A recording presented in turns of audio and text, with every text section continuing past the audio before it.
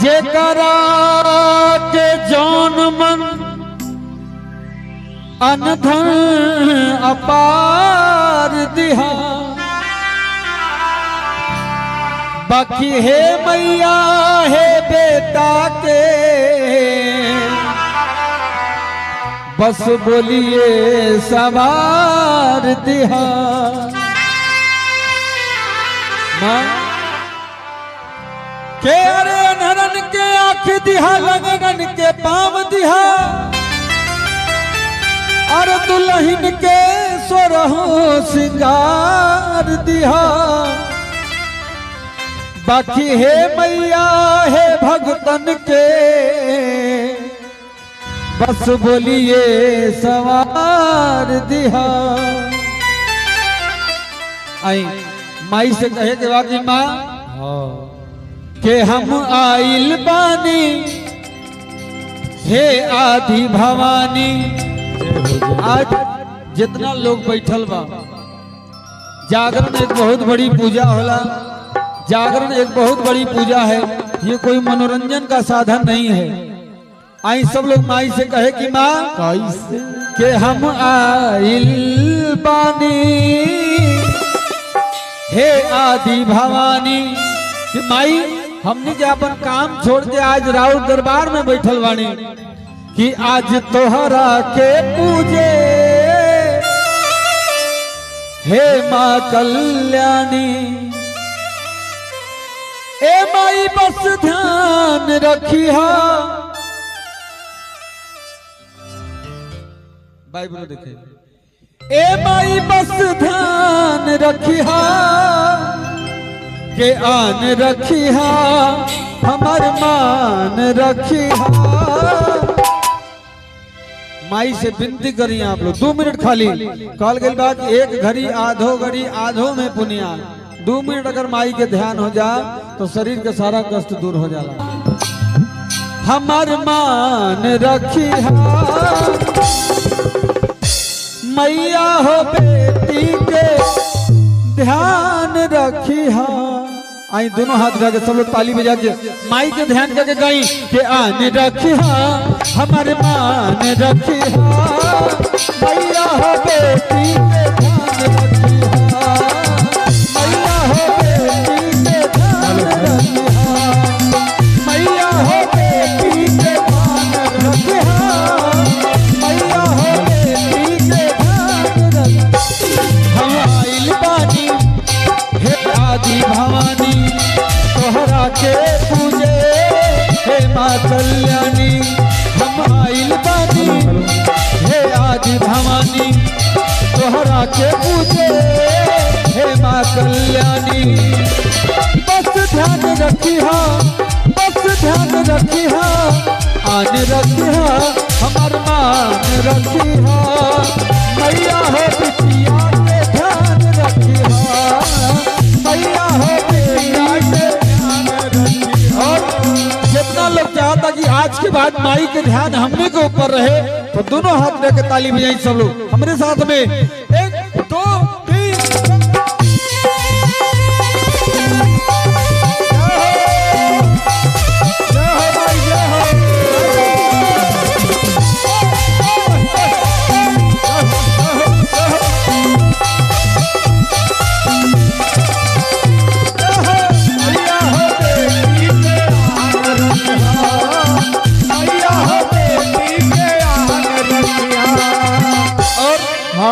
एक बार दोनों हाथ जाकर सब लोग ताली बजाएं, बहुत आनंद है सब लोग। बोलो दुर्गा मैया की जय।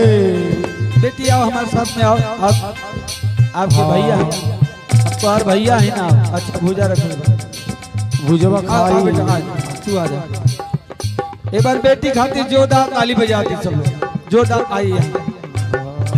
धरती के अन्न धन में बेटी के तन मन में अइहा हमारा गाँव में, धरती के अन्न धन में बेटी के तन मन में अइहा हमारा गाँव है।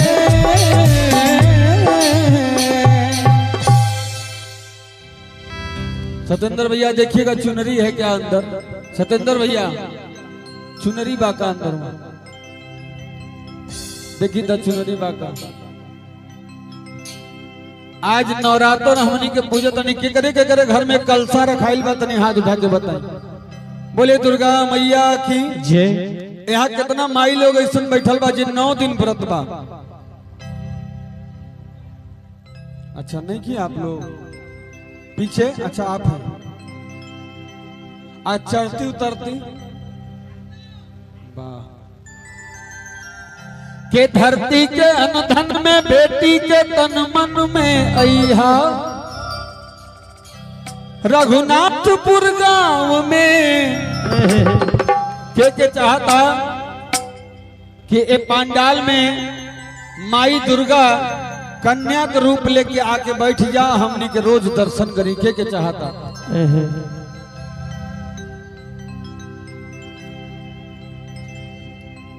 अच्छा बहनी के ऐसे डाल दी बस क्या बात है कि धरती के अनधन में बेटी के तन मन में अइहा अइहा रघुनाथपुर में के चाहता कि माई कन्या के रूप देखी। कन्या हमनी के खियावे नहीं 10वीं में 9वीं में, यही लोग के हमनी के माई कहे।